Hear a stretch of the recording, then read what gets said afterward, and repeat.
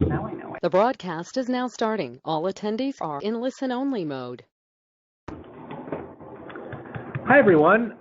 This is the LoGoPEP team. I know we just got it started right now, and I wanted to make sure that everybody can see the screen and hear us before we actually get going. So if maybe a couple folks could chat and say yes or no, whether you can see and hear us.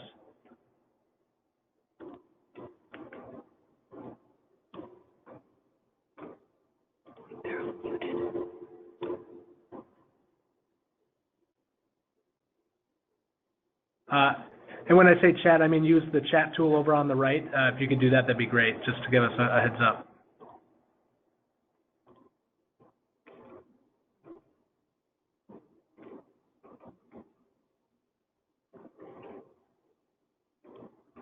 Okay, we've got a bunch of people giving questions that say they can hear and see. That's great, good for us. Okay, so we'll get started here. Welcome to the LoGoPEP webinar. This is talking about tools for local government energy champions. My name is Alex Cicchini. I'm with the Minnesota Department of Commerce within the State Energy Office. I'm a program manager for local government energy programs, among a few other things, and I'm going to be facilitating this webinar today. I'm going to let other people do most of the talking. So while we're talking about that, we've got a great team here in the room giving the webinar today.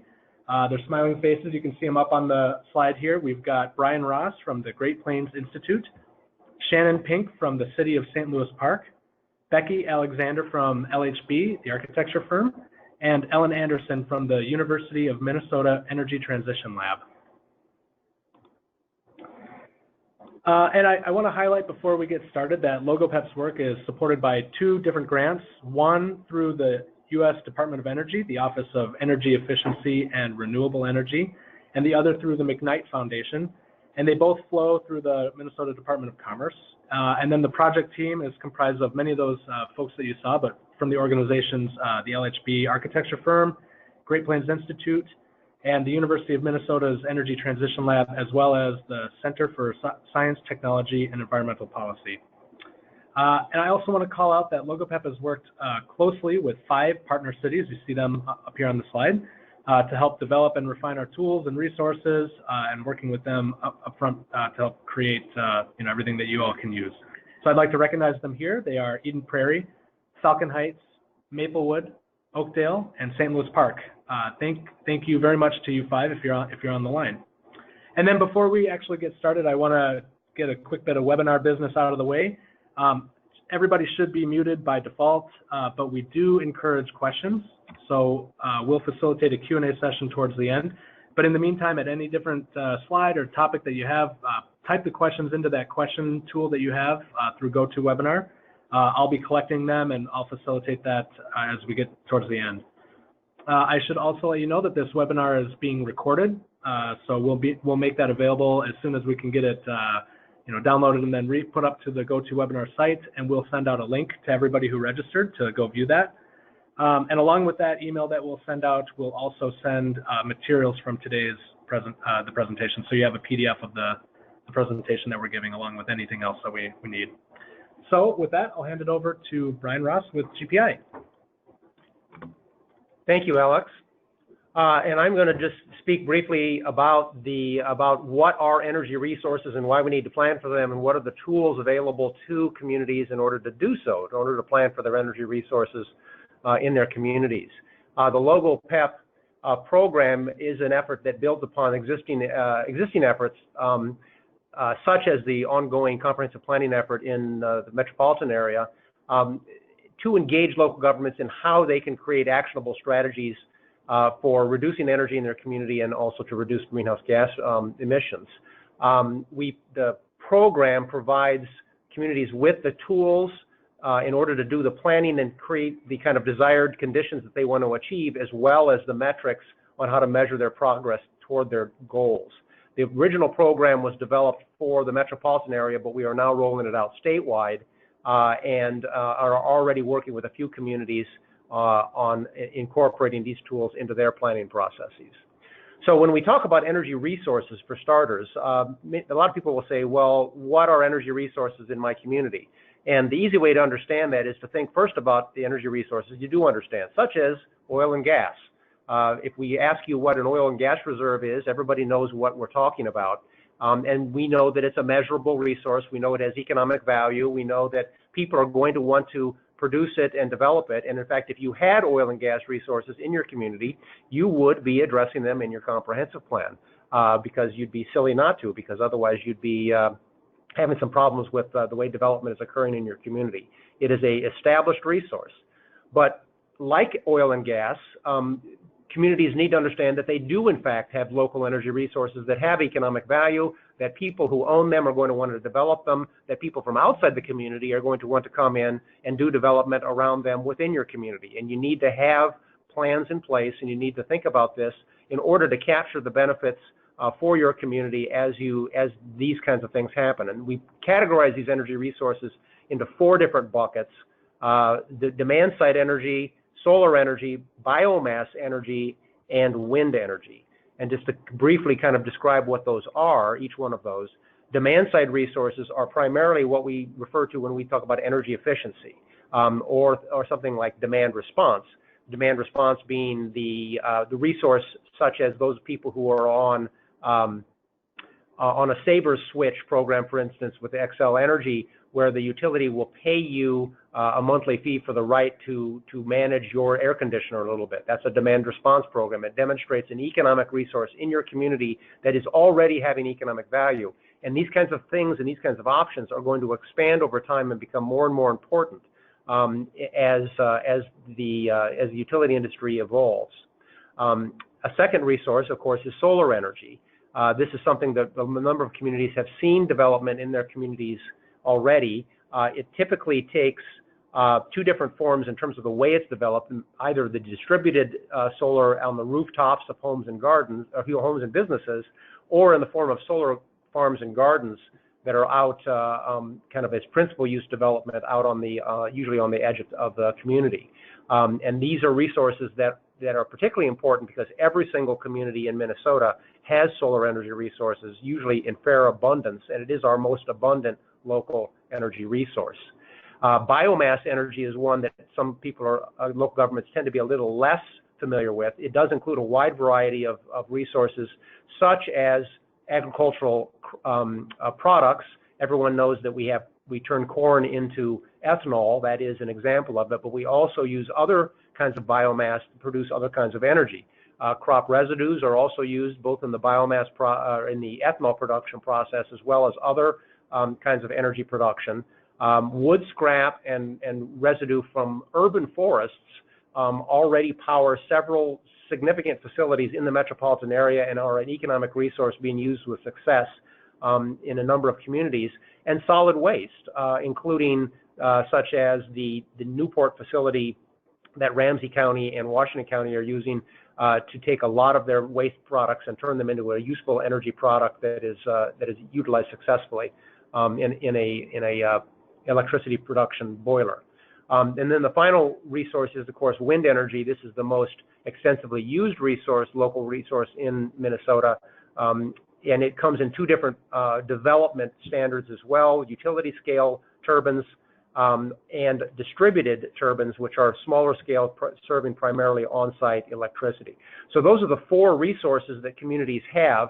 And one of the examples that we'd like to put forward on the solar energy resource in particular, because this is the one resource that is actually required in the comprehensive planning process in the metropolitan area that to be addressed by statute under the Land Planning Act. St. Louis Park is, as the example here, we have calculated what their solar energy reserve is, and you can see that it's pretty substantial, particularly if you look at the rooftop reserve. This is where we looked at only the economic resource that is located on rooftops in the city, and it is an equivalent, if it were fully utilized, to 43% of the total electric energy use in the community. So you can see that it has economic value, that people are going to want to develop it. The levelized cost of solar energy is already competitive with retail electric prices, and it's something that's going to happen and you need to think about in your plans. So really the conclusions about resources, the three things to keep in mind. One is that local energy resources are abundant and readily available for economic capture. Because they're available, residents and businesses will want to develop their energy resources, and it becomes a planning issue. And finally, that local governments have the tools already available to them to enable sustainable local energy use and to ensure that that resource development, when it occurs, actually benefits the community and is consistent with your community standards. Some of the tools that we have available through the LoGoPEP program that can help local governments in the energy planning process, I'll run over those now. The first one is the energy planning workbook, the energy planning workbook and the guide, which are complementary resources, which explain what are the steps in the process of actually incorporating energy into your comprehensive plan or doing a standalone energy plan. And as with most planning efforts, you start by assessing what your existing conditions are in the community, kind of where you're at now in all of these different energy, both the energy use in your community and the different energy resources that are located in your community. You set desired conditions, which are where you want to be in 20 years in regard to those energy resources, and the guide gives some description for that. And then finally, what are the strategies for getting where you are now to where you want to be in the future? And it breaks it down into a number of different categories of type of tool that is available to local government, and provides some explicit examples of the kinds of things that you can use in your process to move from where you're at now to your desired conditions. So that's the guide and the workbook.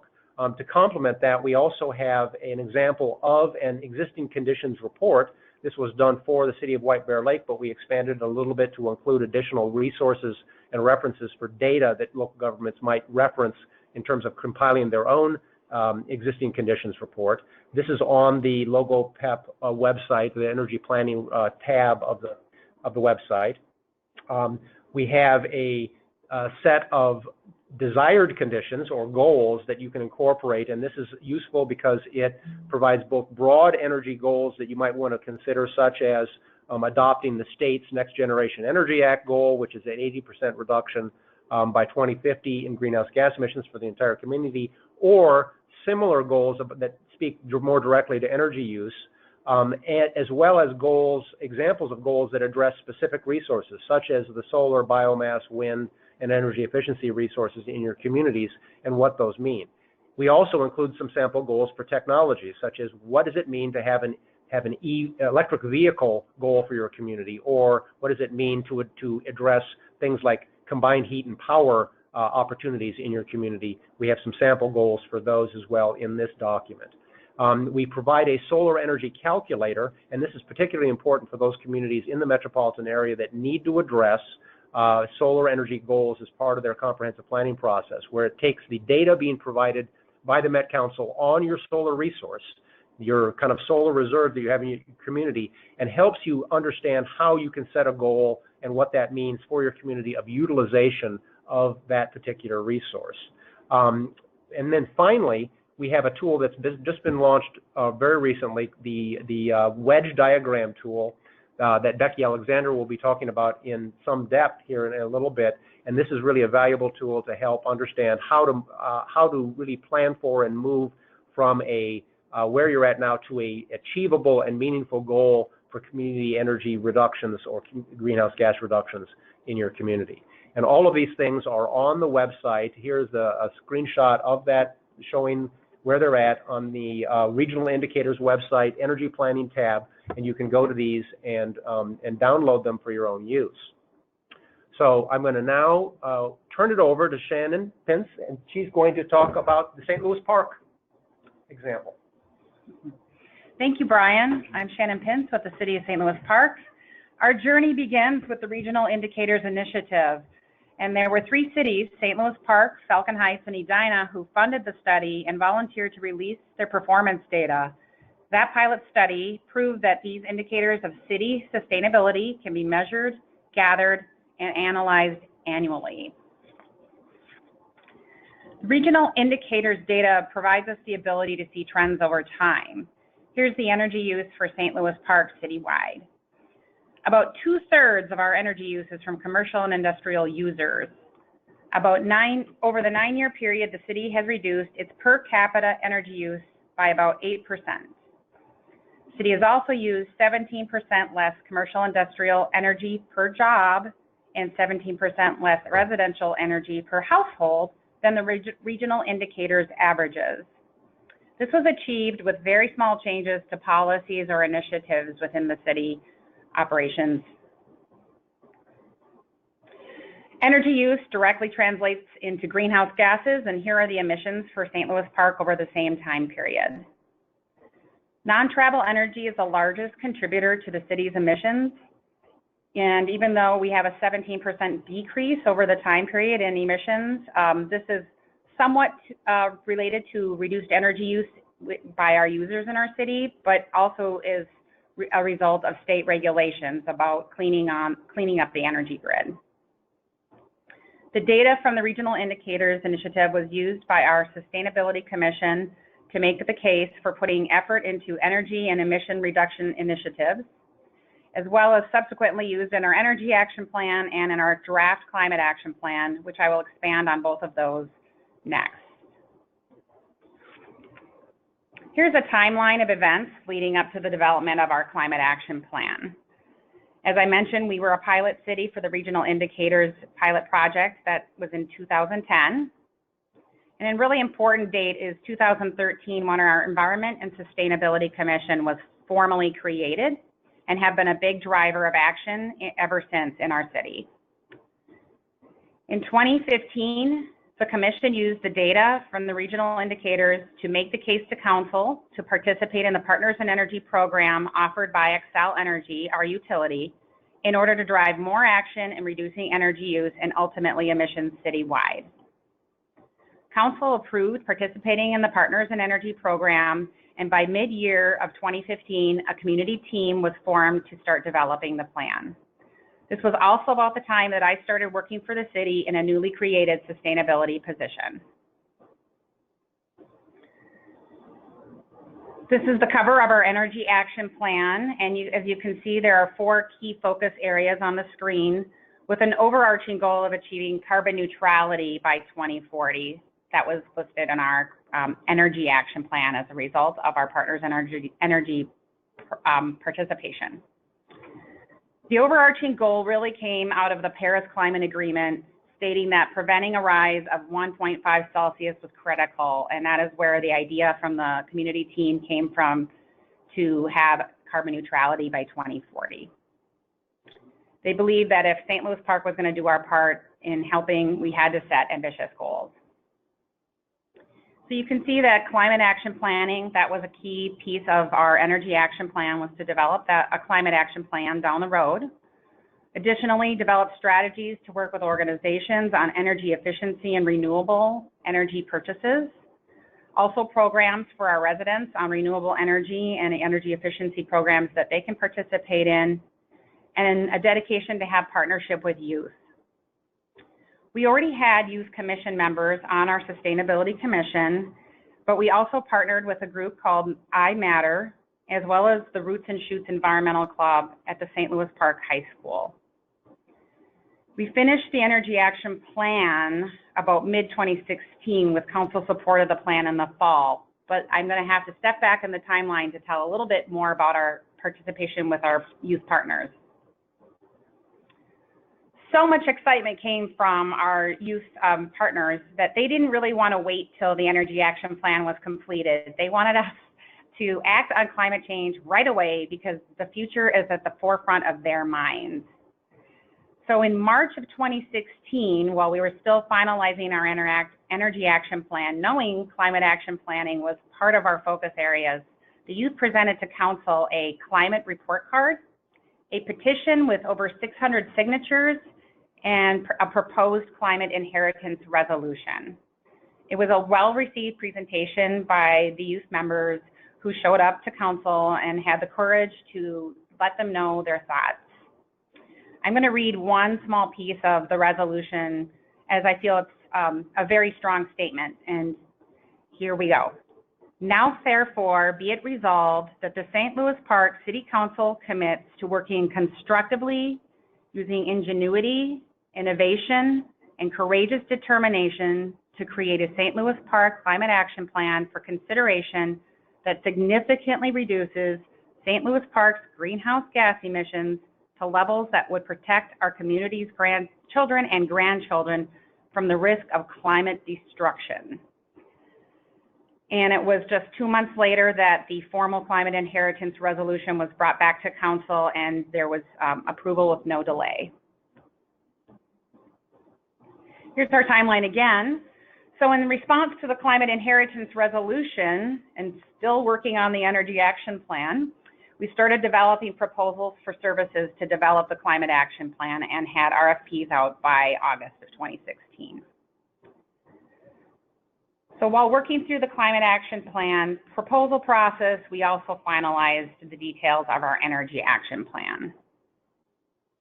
By the end of 2016, we started working on our greenhouse gas data emissions, data collection for city operations, and getting more data through the regional indicators initiative to add a few more years of data for us for our citywide emissions, and then started to embark on the implementation phase of our energy action plan.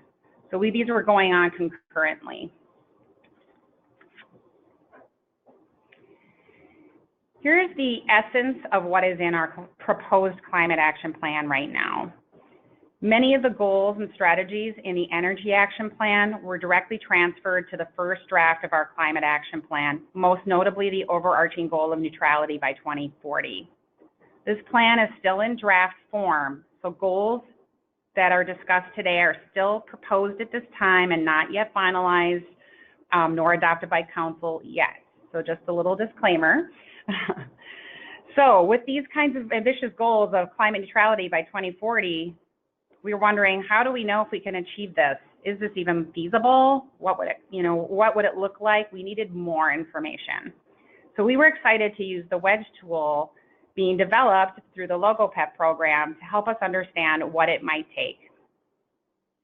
The wedge tool helped inform the decisions of the Climate Action Plan Advisory Committee as they developed goals across these 7 categories to move us to our ultimate overarching goal. The wedge tool analysis allowed the advisory committee to propose certain sub-goals or reduction strategies to see what type of impact they made on reducing greenhouse gas emissions.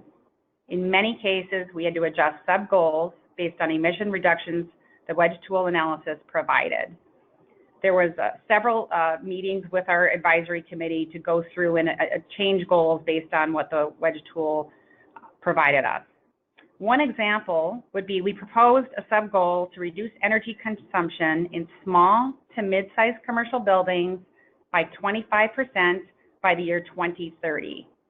The wedge tool showed us that we needed to increase that sub-goal from 25% to 35% reduction by 2030 in order to gain the emissions reductions needed to reach our overarching goal. This was done through many of these different categories with different sub-goals plugged into the wedge tool and then adjusted. So to kind of wrap it up, our commission, our advisory committee members, and our staff are completing the second and hopefully final review of our climate action plan. We are still implementing actions in our energy action plan as we speak as well. We hope to present our climate action plan to council by the end of this year or very early in 2018 at the very latest. And in 2018 probably through about March, we will wrap up the implementation actions of our energy action plan and transition to implementing the actions and strategies in our final climate action plan. Thank you very much. And now Becky will explain the wedge tool in greater detail. Thanks, Shannon. This is Becky Alexander with LHB, and I'm going to show how the LoGoPEP wedge diagram tool can be used, in this case using the example of St. Louis Park, to explore ways to close the gap between a city's current trajectory and its draft goals. So we're going to try showing this in the live website version. Hopefully there won't be too much of a delay for those of you watching on the screen. So just a note before we dive in, we're looking again at the wedge tool itself. But Shannon showed the greenhouse gas inventory for St. Louis Park as including not just energy, but also travel and waste. And the wedge tool right now is just looking at that building energy portion. So as you saw with St. Louis Park, building energy is typically the largest contributor to greenhouse gas emissions in most Minnesota cities. It's about 2/3 in most of the cities that we've studied.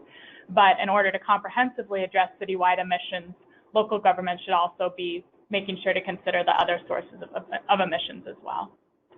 So on the screen, hopefully you can see the wedge diagram for St. Louis Park. This is showing historic energy emissions from 2007 through 2015, those dots, in tons of carbon dioxide equivalents. It's showing a business as usual forecast, the top gray line, out to 2040. It's showing a city-specific goal, in this case, the small dashed line, showing carbon neutrality in 2040. And it's also showing a number of reduction wedges, the colored wedges in that diagram, that include commercial industrial efficiency, residential efficiency, electric grid mix, and renewable energy. Each wedge is comprised of multiple strategies that can be adjusted in order to impact the diagram. So once we subtract the sum of all of these reduction wedges from the business as usual trajectory, we get to this middle dashed line called the action plan, which is currently showing, as you can see in the legend at the bottom, a 28% reduction from business as usual levels in 2040. So to get into a little bit more detail on each of the elements of this graph, the historic data are from the Regional Indicators Initiative, which Shannon mentioned. So this is collecting energy data from each city's utility company and then converting it into carbon dioxide equivalents using the utility's emission factor, which is based on the sources that they use to generate their electricity. So a utility using primarily coal-fired power plants will have a higher emissions factor than those using more natural gas or wind. The historic data is then used to project the business as usual trajectory out to 2040, and this is based on the expected growth of the city. So we collect population and job forecasts from the Metropolitan Council and the State Demographic Center. And basically the assumption made here is that the average person, building, or job in the city will use the same amount of energy in the future as it does today. So basically, if a city is growing, the forecast will be higher than its historic data, and if it's shrinking, it will be lower. This is really important to understand because it means that there are some strategies that are already in place in Minnesota that get us on track to reductions from this definition of business as usual, like building codes, for example. The wedge tool addresses this by including some strategies by default, which you can see in the 3 wedges that are showing up here.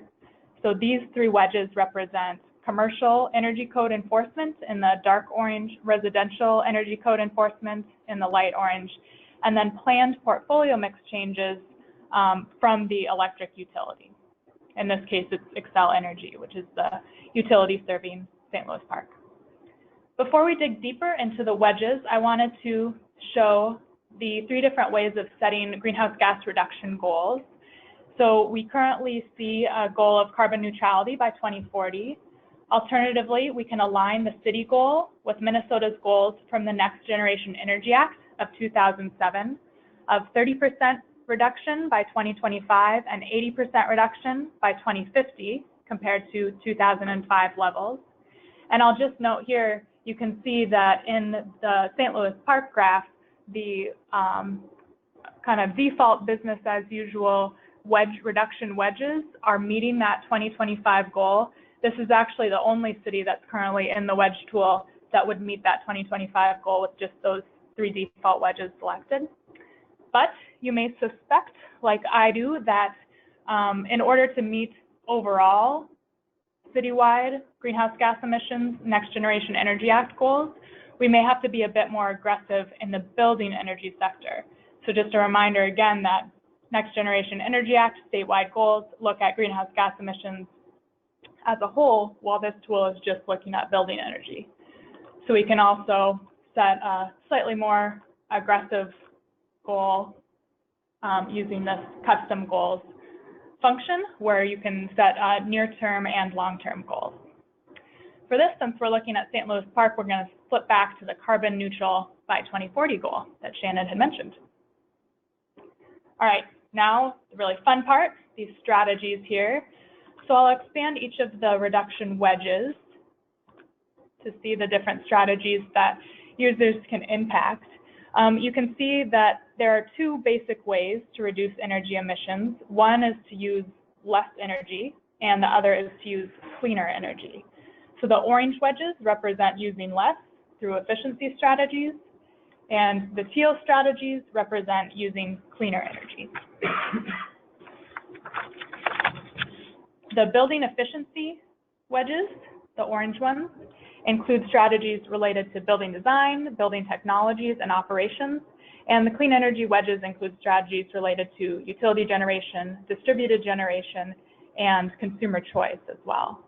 Currently, those clean energy strategies are focused on the low-hanging fruit of electricity, but the goal would be to add strategies that address clean energy and heating fuels like natural gas in future versions. So I'm going to go through these in some detail using the work that we did for St. Louis Park's Climate Action Plan as example, with a reminder that the action plan is still in draft form. So starting with new construction in the commercial and industrial sector. I already mentioned that energy code enforcement is one of the strategies that is on by default because this is required for all buildings, all commercial buildings in Minnesota. As you can see, each strategy has default rates already entered. So in this case, for the compliance rate, these default values are based on either current levels of participation or estimates for the future. And you can see the description of the assumptions used there in the hover text, in addition to the sources for those values, which are cited in the methodology document, which is available at the top of this page. So the default compliance rate for energy code enforcement, 92% for commercial buildings, is based on a 2013 statewide study.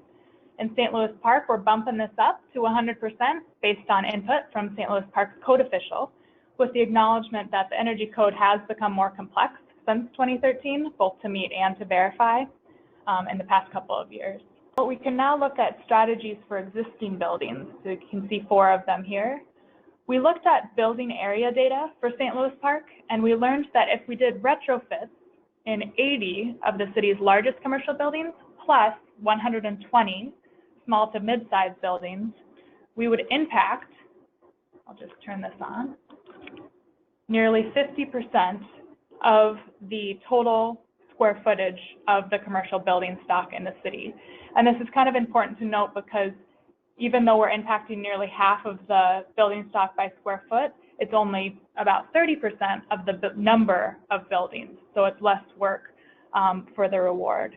And if we knew the actual energy used in the different buildings, this could be further refined to make sure that the participation rate is really reflecting the amount, the percentage of energy use that's affected by this strategy. So if they're aiming for these retrofits to happen between now and 2030, we can adjust that time scale there and just notice that the savings continue through the lifetime of the buildings for that strategy. We take a similar approach for appliance equipment and fixture efficiency with a participation rate of 57% by 2030. Efficient building operations,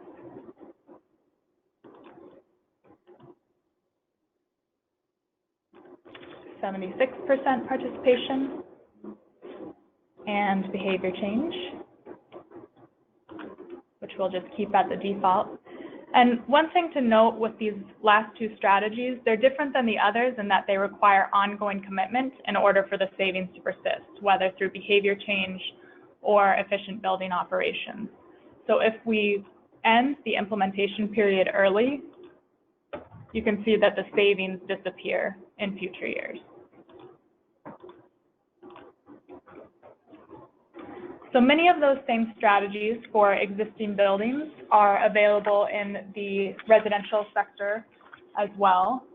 And we can apply those here too, with just the note that they will have different assumed participation rates built in, and will have different energy savings rates associated with them based on the building type. So for St. Louis Park, we're looking at 60% participation rate in retrofits by 2030.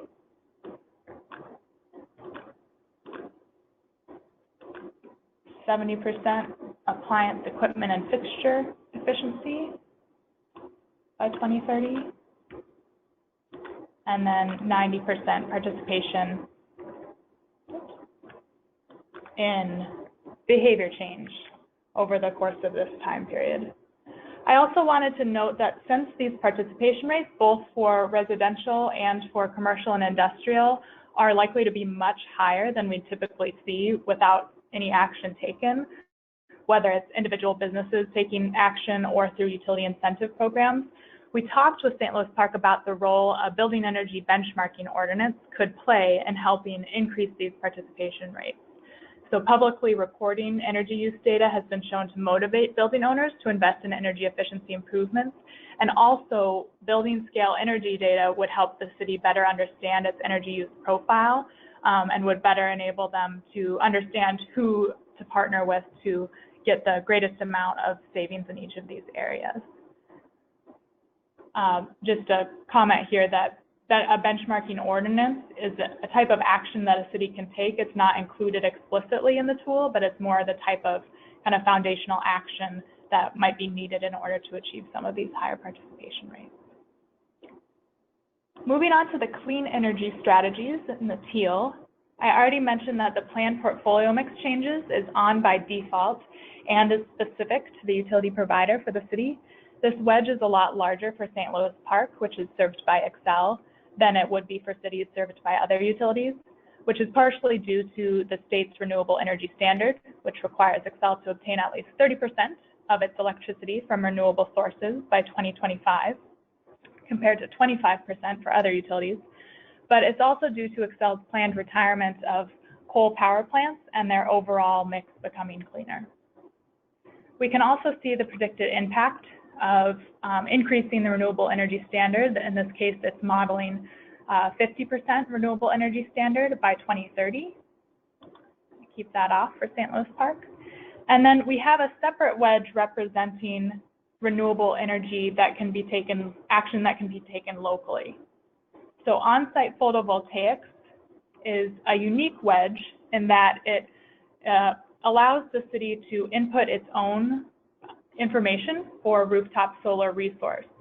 So Brian showed that how this information is available for metro area cities online through the Met Council's community pages, and he showed the map for St. Louis Park, and he showed their rooftop solar potential was 286,513 megawatt hours. And then the other input that it's looking for here is rooftop utilization rate. And this is something that we can use the solar energy calculator, which Brian also showed, to help kind of set a meaningful rooftop utilization goal. And this calculator that he showed includes Minnesota's statewide solar goals. And so by inputting the citywide electricity use and that rooftop solar resource above, the calculator will show the rooftop utilization rate that you need to meet a city-specific goal. So St. Louis Park wants to meet the state goal of providing 10% of their electricity consumption through rooftop solar by 2030. They would need to utilize 13% of their total viable rooftop solar resource. So we can see that wedge is now showing up on the graph to the left. Oops. Finally, we have green power purchased by consumers through utility programs and community solar gardens. Current participation rates in these programs is quite small. In St. Louis Park, about 5% of the residential electricity and 0.2% of commercial electricity is currently purchased through green power programs. But Shannon mentioned St. Louis Park's draft goal of carbon neutral electricity by 2025. So after we apply all of these efficiency strategies and on-site solar strategies, basically any additional electricity that is remaining needs to be met through green power purchase. So we're going to have to increase these rates all the way to 100. And this is where we start to wonder how we'll do these things, which we'll talk just a little bit about next. So this is about as far as we can take it with St. Louis Park in the current version of this wedge diagram. We've eliminated electricity emissions, and we've greatly reduced natural gas emissions through efficiency. To get the rest of the way to carbon neutrality, St. Louis Park will need to consider advanced strategies that reduce emissions from heating fuels like natural gas. So fuel switching, thermal energy grids, combined heat and power, anaerobic digesters are all some examples of that. We're hoping to add these types of strategies into future versions of the tool. So with a better understanding of the relative impacts of these different reduction strategies, and I will say we went back and forth quite a bit before landing on this. We didn't just go through it like we did now and decide that these were the right numbers. St. Louis Park team was able to discuss meaningful actions that they can take to achieve these participation rates. So engaging the stakeholder groups that Shannon mentioned to ensure that the actions make sense for their community, whether it's public leadership, education efforts, incentive programs, or policies. But one important consideration there is that program design does have a big impact on the participation rate. So for example, voluntary green building guidelines for new construction would achieve a much lower participation rate than a required green building policy or a revised building energy code. Similarly, an opt-out behavior change campaign, like automatically comparing home energy use to your neighbors on your utility bill, will achieve higher participation than an opt-in program that requires people to sign up. I also wanted to mention, you probably noticed that some of the strategies in this tool are not directly in the city's control. So the energy code being adopted by the state, for example, or Excel's grid mix, but they can often be promoted by the city either through advocacy or through partnership with utility companies or with other cities. So with that all in mind, several of the key actions proposed in St. Louis Park's draft Climate Action Plan include supporting the state's adoption of a stretch energy code, implementing a benchmarking ordinance, and starting a coordinated outreach effort to businesses and residents to achieve that 100% participation rate in green power purchase programs by 2025. I'll just conclude by scrolling back to the top here and saying that the wedge tool is currently available for the 23 cities that are included on the Regional Indicators Initiative website. Those are the ones that we have that historic data for. And we're working on adding additional cities. So green step cities that are step 2 and above, in addition to 15 metro area communities. And the goal is to have a total of 99 cities available in this tool by next spring. So I know this has been a lot of information. I'll look forward to questions.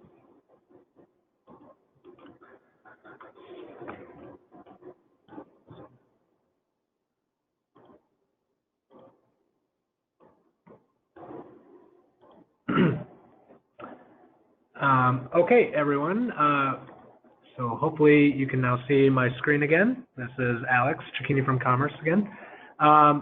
So I wanted to leave up this slide. I know usually when people do Q&A sessions, they might just leave a Q&A slide up, but this one at least shows the resources available to you all, to ponder while we go through some of the questions that folks had.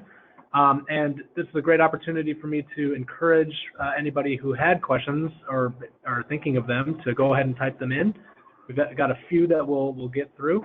And I'm going to try as I go through each of these to unmute the individuals who had the questions so that they can expand upon them and let the folks answer and maybe do a little bit of back and forth because we've got just a little bit of time. So the first one that I have here is from Kim Norton. And the question is that Kim didn't see a waste to energy as a source. Olmsted County has a less than 0 landfill use because they're using it for reusable energy. And they carefully monitor air quality, and it seems to be very successful. So I think this is maybe a question for Brian, and I'm going to try to unmute Kim while we got the chance here. Hi there. Hello. The waste to energy is something that's covered in the LoGoPEP guide and workbook as a biomass resource, and it's something that we explicitly talk about. And if you go to the existing conditions report, we provide some samples of how that can be incorporated as an existing kind of condition in the in the background of a plan that you would do. There are also some specific strategies that can be addressed, obviously, on waste to energy, and we see it as a pretty valuable tool. Now, it's not, however, or is it in the wedge analysis as a particular tool? No, the waste to energy is not currently included in the wedge analysis, other than just if it's included in a utilities emissions factor, then it would be kind of incorporated in a hidden way into that strategy. So that's where additional, especially additional heating, advanced thermal strategies would need to be in a future version of the tool. Terrific. So does Thank that you. answer your, okay, thank you. Yes, it does. Great. Okay, so now we have a couple questions from Laura Milberg from the PCA. The first one, I think this is a good one for Becky. Are you able to differentiate large commercial from small commercial efficiency within the wedge tool? Sorry. Yeah, that's a good question. And that was something that came up during St. Louis Park's analysis, because their energy action plan did have specific large commercial goals versus small commercial goals. So we did kind of look at those things separately, but it isn't necessarily built directly into the wedge tool itself. So what we did there was took a look at the building area data for the city of St. Louis Park, which we requested separately, to then figure out kind of the breakdown between large buildings and small buildings, and understand, in that case, just based on square foot, if you had building energy data, it would be even more of a robust exercise to understand that addressing a certain percentage of those buildings would be correlated with a certain participation rate. Yeah, it would be especially helpful if they're looking at doing the Hennepin County benchmarking ordinance, because then depending on the size of the building, that would really affect who's being targeted by benchmarking, and totally different strategies for city or buildings below that size. Anyway. Yep, that's a great point. And then, so while we've got Laura unmuted here, we've got another question, maybe a comment. Anecdotally, Laura, you say that code compliance is lower for new code than the old code, and should that be the default in the new tool? Yeah, that's a great point. And I know that the state is currently looking to do an updated version of that code compliance study to look at, with the updated energy codes, how we're doing. And so that type of thing would be really, really great to keep updating the tool as it goes along, and of course would just depend on making sure that there's ongoing support for this tool's development. Great. Okay, and we've got a question from Anna Carlson from up in Bemidji. Anna says Bemidji was originally a participant in the pilot, the Original Indicators Initiative pilot. Is that a community able to use this tool? Yeah, Bemidji is definitely on the list, and if we have other cities on the line, feel free to contact me directly and I'll let you know if your city is on the list. Bemidji's on the list, but it is not quite up on the wedge tool yet. Thank you. Great. And Stacy from Grand Marais, hello. So Stacy's question is, can you give a few examples of city utilities that use a neighbor comparison on utility bills?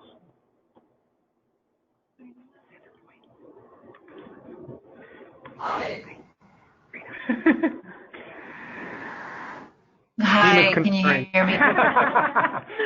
Yeah, this is Brian Ross. We're trying to remember. We know that such a tool is used, and well, I see it on my Excel bills in St. Paul. And we think that perhaps Centerpoint also uses a similar tool, but I get one from Centerpoint, I'm pretty sure. but we were stumbling a little bit there about whether we were quite sure about that. It is also, I think, some of the municipal utilities have also utilized it, but I can't tell you which ones they have used that tool as well. Is that something that's being contemplated in Grand Marais? I think it's an interesting idea. It definitely impacts my behavior as a resident where I live. So. Yeah, and Yes, Grand Marais is. And Grand Marais is in the process of putting together a climate action plan similar to the St. Louis Park one based upon the climate resolution as well. So it'd be a good thing to introduce into that process as a strategy for your municipal utility. Yes, the strategy phase. Sorry, I accidentally muted you there, Stacy. I was just going to add that Grand Marais is making some good progress, and we are on the strategy phase, which is exciting. Good. Great. Okay, so we've got time for, I think, a couple more. We've got 1, 2, 3 questions more to get through, and I think anything beyond that we might have to take offline, so I'm going to try to work through those. Katie Jones-Schmidt, you've got a question about how thermal energy might be included in the tool. Yes. Yeah, so the idea, kind of the original list of strategies for inclusion in the tool included thermal strategies, including combined heat and power, potentially district energy type thermal grid systems. But we ended up not being able to implement all of the strategies in this initial version of the tool, and are hoping that that type of strategy can be implemented in a future version. Great. Yeah, I think there's a big opportunity there, especially when it comes to potential fuel switching. Right. Yep, that was one other wedge actually on its own that didn't make it into this version of the tool, fuel switching. Thanks. Okay, we have a question from Mary. And maybe Mary, I've unmuted you. Maybe it'd be better to just kind of go through it because the question is around partnering with DEED or other agencies or groups around economic impact. Maybe you can expand on that a little bit. Thank you. I was just wondering if there's anyone, whether it be DEED or others, who might be working with unions, construction organizations, builders, realtors, people who may be traditionally opposed to tightening or improving, in our view, the energy efficiency requirements in building codes, and trying to do that simultaneously and looking at the jobs and economic development opportunity for workers and communities in Minnesota, because I think unless we can get the building code changed more frequently or faster, it's going to be difficult to achieve our goals when you look at where we're going.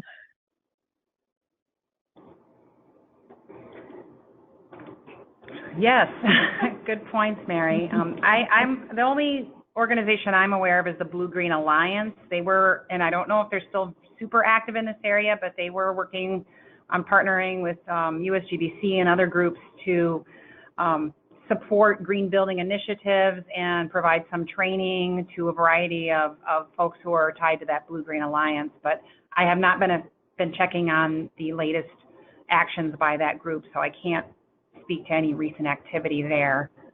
And there has been a number of studies that have been put forward by both the state and also some independent organizations on the economic impacts of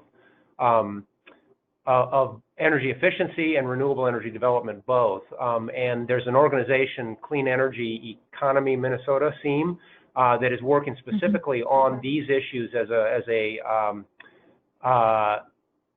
job creation kind of emphasis for the clean energy economy.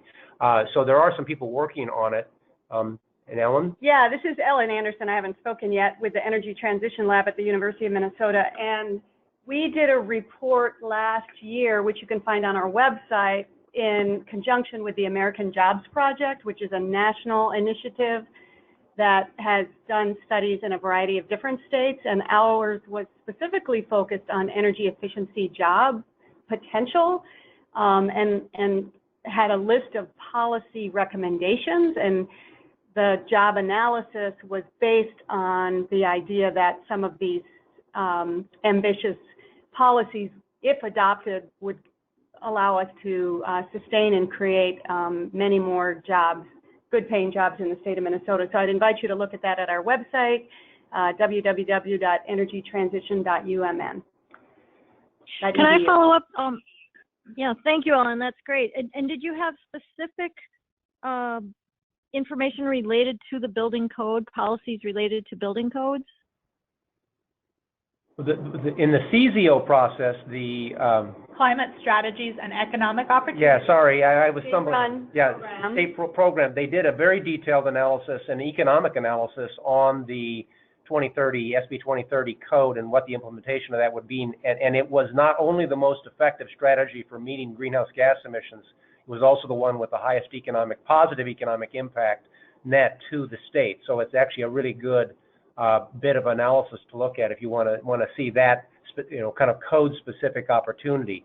And I think that the next step in that you may be implying is how do we take that and work with entities to really help people who might otherwise have some hesitancy about this to see the economic benefit and to kind of get on board and really push this forward. And that's a very good question. And the CZO report is available from the Environmental Quality Board at the state of Minnesota, and we can add the resources from that, the link to that, as well as to my Energy Transition Lab report onto the resources we send out.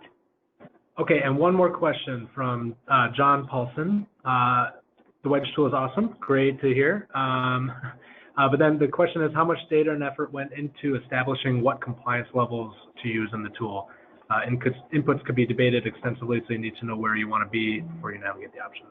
Absolutely, and we'll answer this quickly so that we can do a little wrap up here, but check out the methodology documents on the webpage. That documents all of the literature review that was done for both the default compliance rates, participation rates, and also the energy savings rates. And you're absolutely right that it could be debated back and forth, and we did do extensive analysis of that, both LHB and the University of Minnesota Center for Science, Technology, and Environmental Policy. So follow up if you have any questions after checking that methodology document out. All right, I will hand it over to Ellen real quick to kind of drive us home here. Yeah, so this is Ellen Anderson again with the Energy Transition Lab. I'm going to briefly conclude with a quick summary of call to action and some next steps. So the LoGoPEP team's goal is to build upon the existing efforts of local governments that want to lead the way on energy and greenhouse gas reductions. We know that local government and communities are essential to making real progress on clean energy and greenhouse gas reduction, because we know that implementation really happens at the local level, and it takes a two-part process. The first step is the important work to build community consensus and political will, like Shannon talked about, a great case study with St. Louis Park. But just as important is to create then a detailed plan that will really work to achieve goals, and this is where the LoGoPEP tools can help. It's so inspiring to see hundreds of cities and mayors around the United States set high ambition goals to lead the way on reducing carbon emissions. And as Becky mentioned, in Minnesota, we have these ambitious goals in law in the Next Generation Energy Act that call for economy-wide reductions of greenhouse gases, 30% by 2025 and 80% by 2050. But we know that Minnesota will not get there without local leaders like all of you. So we want to thank you and recognize that many of you that are joining us today are already making tremendous steps forward or would like to do so. And this last slide shows you that cities leading the way already include more than 1 out of 5 Minnesotans. So this is a really exciting list of champions. Let us know if you should be added to this list, and we thank you for your leadership. And finally, we'll remind you again, we have many helpful resources, and we'll send you the links to the video and all the resource information. And I want to close just by encouraging you to take some next steps if you haven't already. And those are, I'll list 6 quick next steps, and then we'll wrap up.